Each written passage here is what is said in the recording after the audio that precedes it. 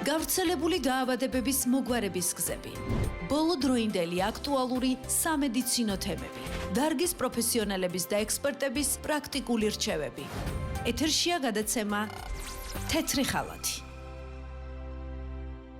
მოგესალმებით, დღეს პარასკევია, საღამოს 6 საათი და რადიო აფხაზეთის ხმის ეთერშია გადაცემა თეთრი ხალათი. მე კი მისი წამყვანი მარიამ ჯოჯუა ვარ.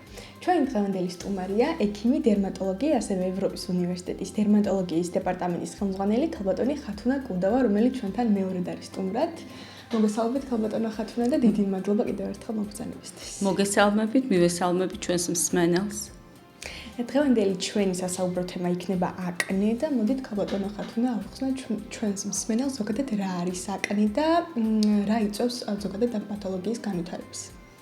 აკნე მოგეხსენებათ, რომ ფართოდ გავრცელებული კანის დაავადება, ეს გახალთ ქრონიკული დაავადება, რომელიც ვლინდება სხვადასხვა სახით გამონაყარით, მრავალფეროვანი გამონაყარით, როგორც ანთებითი, ასევე არაანთებითი გამონაყარით. მის საფუძველს წარმოადგენს ცხიმოვანი ჯირკვლების აქტივაცია.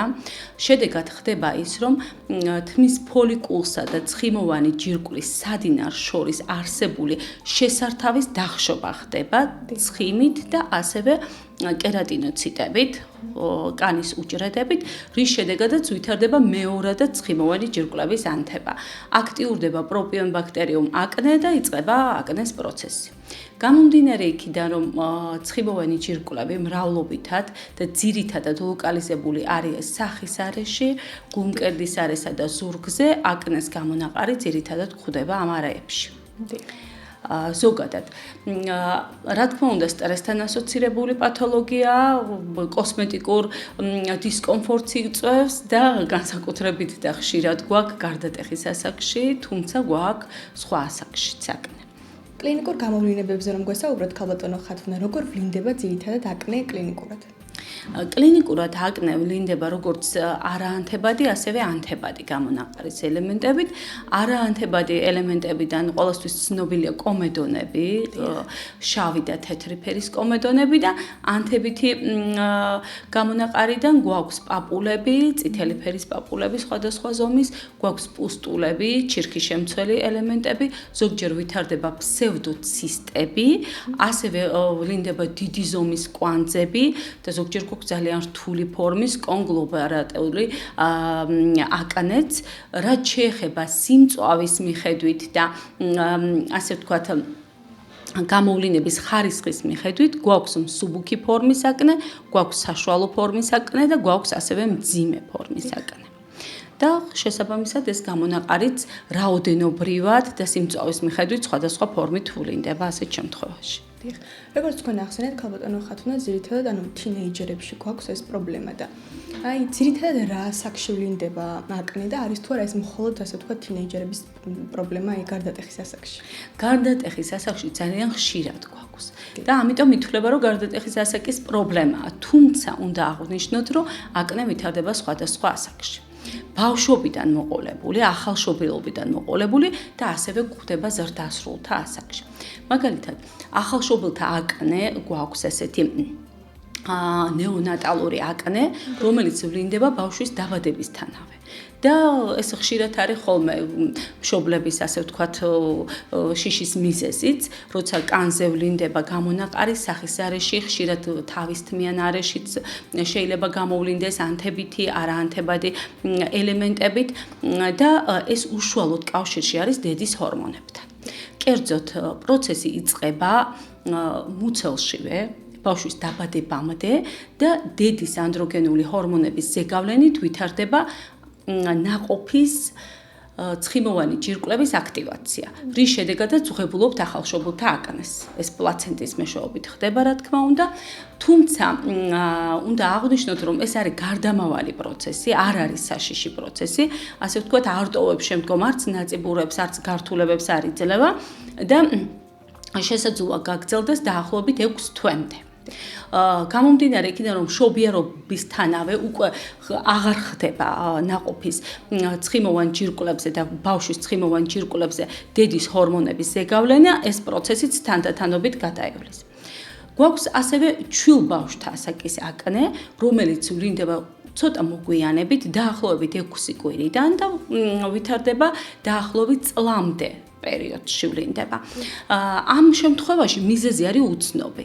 ეს პროცესი არ არის დაკავშირებული არანაირად ჰორმონულ ცვლილებებთან, თუმცა ვლინდება ასევე სახეზე, მრავლობითი ლოყების არეში, შუბლის არეში, ნიკაპის არეში შეიძლება გამოვლინდეს და ესეც არის გარდამავალი პროცესი. შემდეგი პერიოდი, როცა შეიძლება გამოვლინდეს უკვე მცირეწლოვან ბავშვთა აკნე, ეს გახლავთ 2-დან 7 წლამდე ასაკის ბავშვებში გამოვლენილი აკნე, რომელიც უშუალოდ კავშირშია ჰორმონულ დარღვევებთან. ასეთ შემთხვევაში ყოველთვის აღინიშნება ხოლმე ანდროგენების სიჭარბე, როცა გამოკვლევებს ვაკეთებთ და არა იშვიათად ასეთი პათოლოგია ასევე ასოცირდება მომატებულ თმიანობასთან სხეულზე. შემდეგი პერიოდი შეიძლება განისაზღვროს 7 წლის ასაკის შემდეგ, სანამ თინეიჯერული ასაკი დადგება, სანამ გარდატეხის ასაკი დადგება და ამ პერიოდში ვლინდება მსუბუქი ფორმის გამონაყარი, ასევე კომედონური, რომელიც ძალიან ხშირად არის შუბლზე, ცხვირის არეში, ნიკაპის არეში და ეს პროცესი შეიძლება ჩაითვალოს გარდატეხის ასაკის პირველ გამოვლინებად.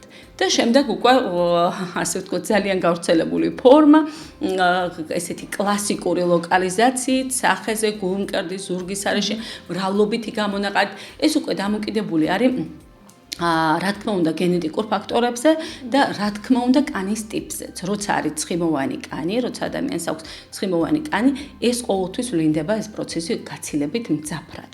და ამ ასაკში, რა თქმა უნდა, გრძნობელობაც მეტია, უფრო ემოციურები არიან ბავშვები და ამას ძალიან, ასე ვთქვათ, მტკივნეულად აღიქვავენ.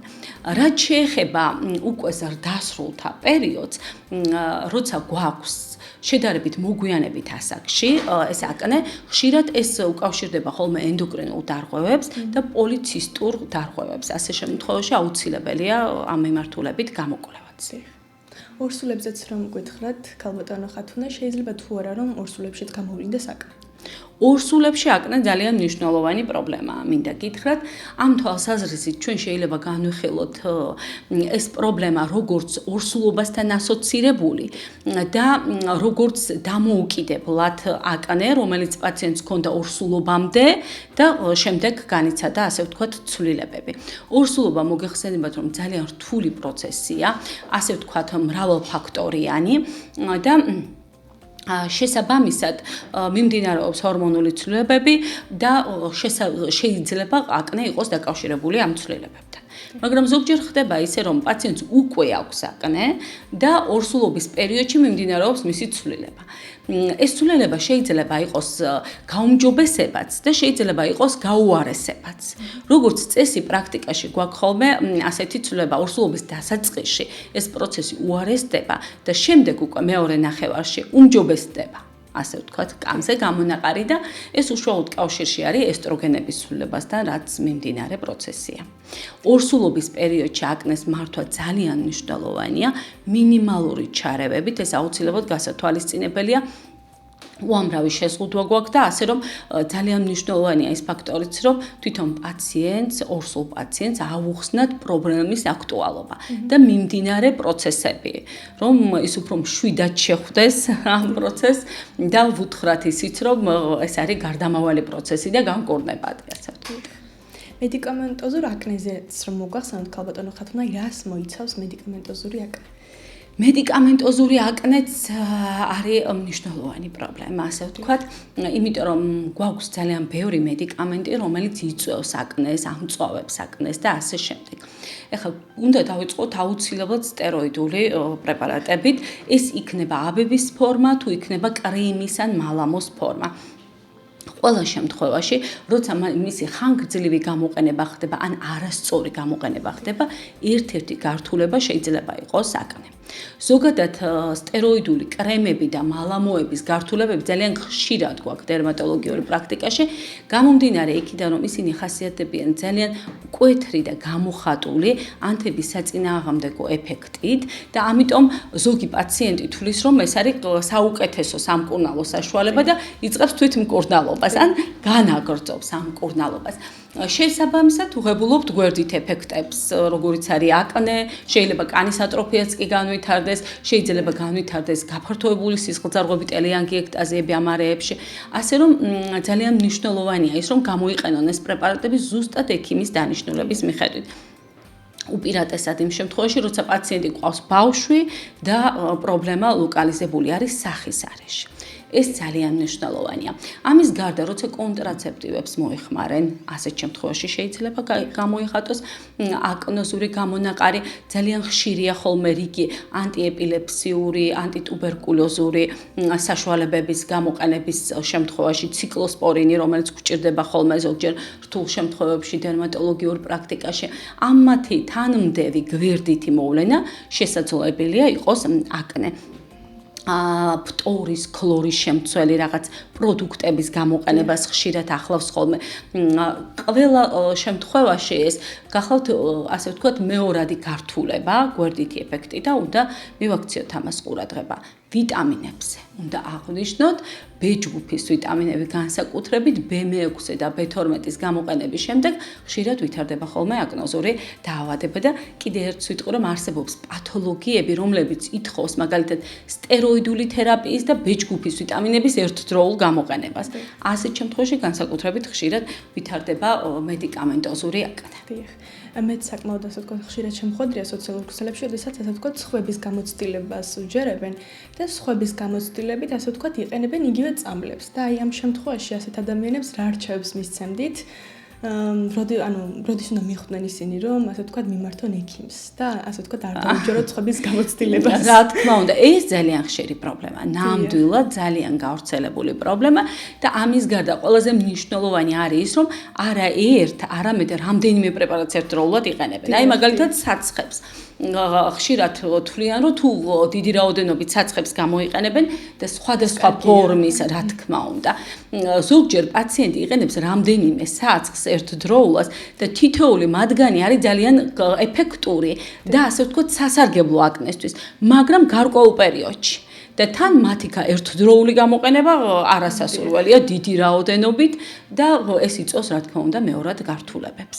გამომდინარე იქიდან, რომ აკნეს ისედაც ისედაც ახასიათებს გარკვეულწილად მეორადი გართულებები, როგორიც არის აკნის შემდგომი ლაქოვანი გამონაყარი, მაგალითად ხშირად გვაქვს და ესეც არის გარდამავალი პროცესი, ნაწიბურების გაჩენა თუ გვაქვს ჩვენ ძალიან ღრმა ფორმის დაზიანებების შესაძლოა განვითარდეს.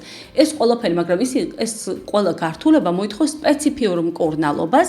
ასევე გასათვალისწინებელია კოსმეტოლოგიური ჩარევების მნიშვნელობა, რომელიც ზუსტად უნდა შეირჩეს და ექიმთან შეთანხმებით.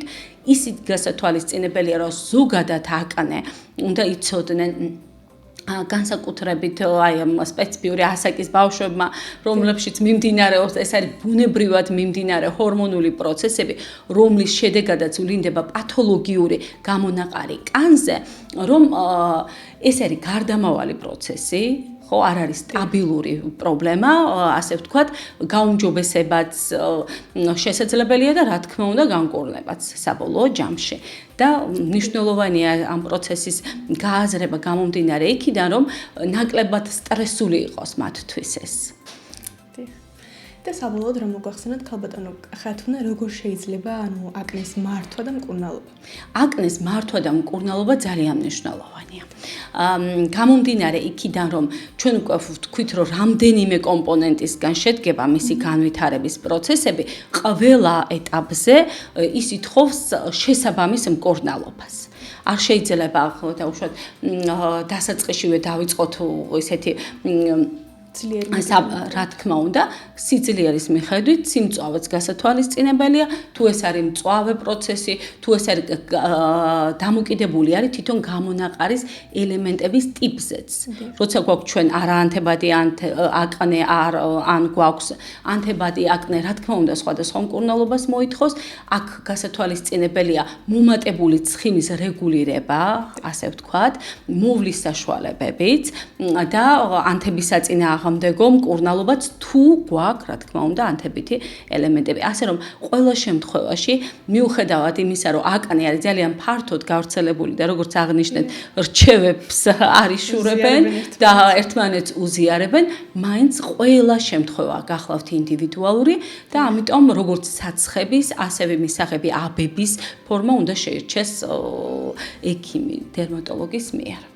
დიდი მადლობა თქვენ ქალბატონო ხათუნა მობრძანებისთვის და ამ ნამდვილად აქტუალურ თემაზე საუბრისთვის. იმედია ჩვენ მსმენელი გაითვალისწინებს თქვენს რჩევებს და მადლობა თქვენ მოწვევისთვის. მადლობა. ამით ჩვენი გადაცემა დასრულებულია. შევხვდებით შემდეგ პარასკევს საღამოს 6 საათზე. გავრცელებული დაავადებების მოგვარების გზები. ბოლოდროინდელი აქტუალური სამედიცინო თემები. დარგის პროფესიონალების და ექსპერტების პრაქტიკული რჩევები. ეთერშია გადაცემა თეთრი ხალათი.